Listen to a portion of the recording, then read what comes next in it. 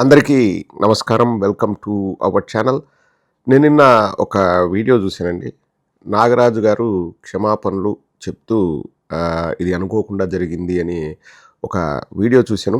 నాకు నాగరాజు గారు వ్యక్తిగతంగా తెలుసు. నేను మాట్లాడలేదు ఈ విషయం పైన, అంటే వారితో వ్యక్తిగతంగా. ఏంటి బ్యాక్గ్రౌండ్ అంటే, కిరణ్ రాయల్ అనే వ్యక్తితో ఇంటర్వ్యూ.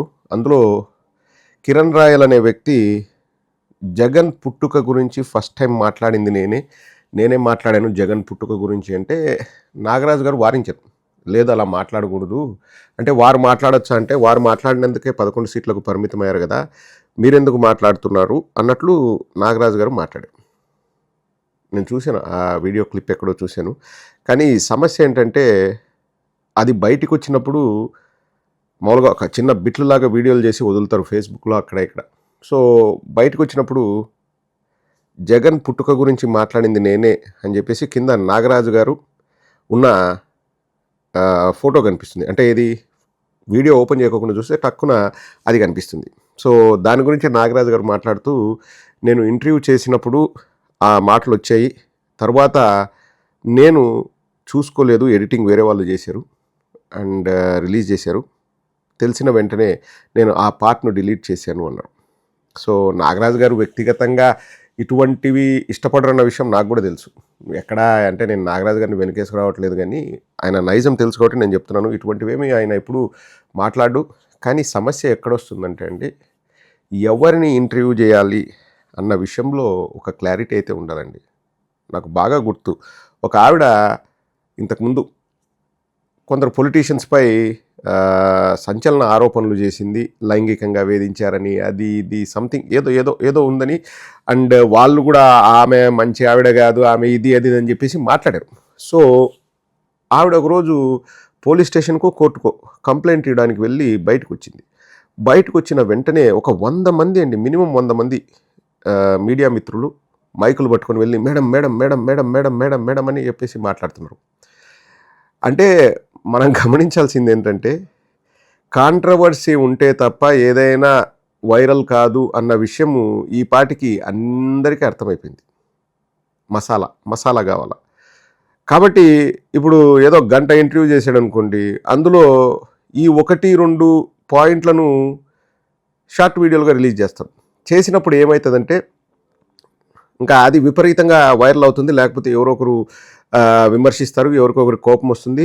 సో అది సెల్లింగ్ పాయింట్. ఇప్పుడు నేను నాగరాజు గారు ఒక్కరిని అనట్లేదు, ప్రతి ఒక్కరికి. నేను 5 ఏళ్ళ నుంచి నేను వీడియోలు చేస్తున్నాను కాబట్టి నాకు తెలుసు. సో అది కాంట్రవర్సీ అవుతుంది. ఇప్పుడు అది కాంట్రవర్సీ అయిన తర్వాత వీళ్ళకి తెలీదు, ఎవరికి ఇంటర్వ్యూ చేసే వాళ్ళకి తెలీదు, ఓహో ఇది కాంట్రవర్సీ అవుతుందా అని తెలీదు. వాళ్ళ ఎడిటర్లు వాళ్ళు వీళ్ళు ఇంకా వాళ్ళకి తెలిసి చేశారా తెలియక చేశారా అన్నది మనకు తెలియదు. నాగరాజు గారు తెలియకుండా ఎడిటింగ్ చేశారా అంటున్నారు. సో అంటే ఎడిటింగ్ చేసే వాళ్ళు వీళ్ళందరికీ కూడా తెలుసు అనమాట, ఇది కాంట్రవర్సీ అవుతుందని, అది వదిలేస్తారు. ఇక్కడ నాగరాజు గారికి కానీ ఇంకొకరికి కానీ నేను చెప్పేది ఏంటంటే, ఎటువంటి వ్యక్తుల్ని ఇంటర్వ్యూ చేస్తున్నాం అన్నది ద మోస్ట్ ఇంపార్టెంట్ థింగ్. మనము చూస్ చేసుకునే పర్సన్స్కి క్రెడిబిలిటీ ఉందా లేదా, వాళ్ళకి ఏదైనా ఈ వేరే యాంగిల్ ఉందా అనుకున్నప్పుడు అటువంటి వాళ్ళని ఇంటర్వ్యూ చేయకపోతేనే మంచిది. కానీ దురదృష్టవశాత్తు ఏమవుతుందంటే, సొల్లు వాగే వాళ్ళను, సొట్టకూతలు కూసే వాళ్ళని ఎక్కువ ఇంటర్వ్యూ చేస్తున్నారు. ఎందుకంటే అందులో నుంచి మసాలా మనకు వస్తుంది.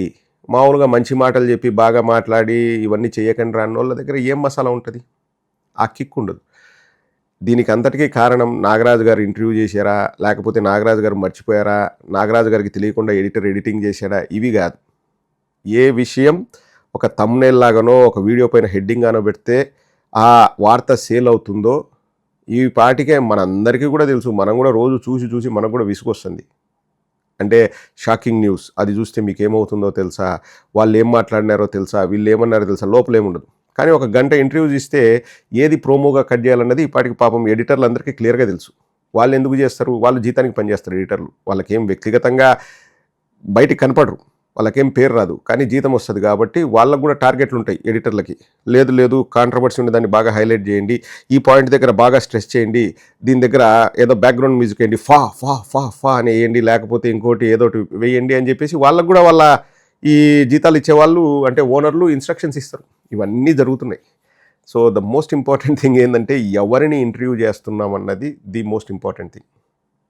అండ్ చాలా మటుకు ఇంటర్వ్యూలు అండి, నేను చెప్తున్నాను కదా, నేను అగైన్ నాగరాజు గారిని ఒక్కరిని ఉద్దేశించి చెప్పట్లేదు, మిగతా ఛానల్స్ కానీ ఏవైనా కానీ ఆ ఇంటర్వ్యూలు మాట్లాడేటప్పుడు కూడా కొంచెం స్క్రిప్ట్ ఇవన్నీ కూడా ప్రిపేర్ అయ్యి వస్తాను. నేను నా వరకు నేను ఎప్పుడు కూడా నేను మాట్లాడేటప్పుడు టాపిక్ ఏదని అడుగుతాను తప్పితే ఏం మాట్లాడదాం, ఏం చేద్దాం, ఈ చేద్దాం, ఇక్కడ ఇది నేను ఎప్పుడు మాట్లాడను. ఎందుకంటే జనరల్గా మనం మాట్లాడతాం అంతే. కానీ చాలా మటుకు ఎవరైనా ఈ ఇంటర్వ్యూలు చేసేటప్పుడు వాళ్ళే డబ్బులు ఇచ్చి ఇంటర్వ్యూలు చేసుకునే సందర్భాలు కూడా కోకొలలు. ఎవరు నాకు ఫేమ్ కావాలి, నాకు ఇది కావాలని చెప్పేసి వాళ్ళే డబ్బులు ఇచ్చి ఇంటర్వ్యూలు కూడా చేయించుకుంటారు. కాబట్టి మనం కొంచెం సెలెక్టివ్గా ఎవరిని ఇంటర్వ్యూ చేస్తున్నాము, వాళ్ళు ఏం మాట్లాడతారు, వాళ్ళ వల్ల మనకు ఉపయోగం లేదా, షార్ట్ టర్మ్లో ఉపయోగం ఉండొచ్చు, కానీ లాంగ్ టర్మ్లో మన స్టాండర్డ్సే దిగిపోతాయి. ఏంది ఇటువంటి వాళ్ళని ఇంటర్వ్యూ చేస్తున్నారా అనేది ప్రజల్లో ఒక అభిప్రాయం ఏర్పడుతుంది. ఆ 1-2 నిమిషాల వీడియోలు కాంట్రవర్సీలు కావచ్చు, అది పెద్ద వైరల్ కావచ్చు. నేను ఇది వేరే వాళ్ళకైతే నేను చెప్పను. నాగరాజు గారు కాబట్టి నాకు తెలుసు కాబట్టి వ్యక్తిగతంగా. అండ్ చాలామంది అనుకుంటారు అంటే ఇది నాగరాజు గారు ఏదో ప్రీ ప్లాన్డ్గా అట్లేముండదు. నాతో 2-3 ఇంటర్వ్యూలు చేశారు. ఒక ఆన్లైన్ ఇంటర్వ్యూ, 2 పర్సనల్ కూర్చొని చాలా చక్కగా మాట్లాడాం. ఆయన ఏం మాట్లాడతాడో ఏం అడుగుతాడో చెప్పలేదు, మీరు ఏమైనా అడగండి అని చెప్పాను. అంటే చాలా ప్రొఫెషనల్గా ఉంటారు నాగరాజు గారు. అండ్ నాగరాజు గారు, వి అండర్స్టాండ్ ఎందుకు ఇది జరుగుతుందని. బట్ నా సలహా ఏంటంటే ఎవరిని ఇంటర్వ్యూ చేస్తున్నామన్నది ఆలోచించుకోండి. అండ్ మీరు వైఎస్ఆర్సీపీకి సానుభూతి పరుల వ్యతిరేకుల అది కూడా నేను మాట్లాడను. ఎందుకంటే ఒక జర్నలిస్ట్గా మీకు అనిపించింది మీరు మాట్లాడచ్చు, మీకు అనిపించింది మీరు ఫీల్ అయ్యి మీరు మాట్లాడచ్చు. మీరు మాకు ఫేవర్గా మాట్లాడుతున్నారా, అగేన్స్ట్గా మాట్లాడుతున్నారు, అది కూడా నేను మాట్లాడను.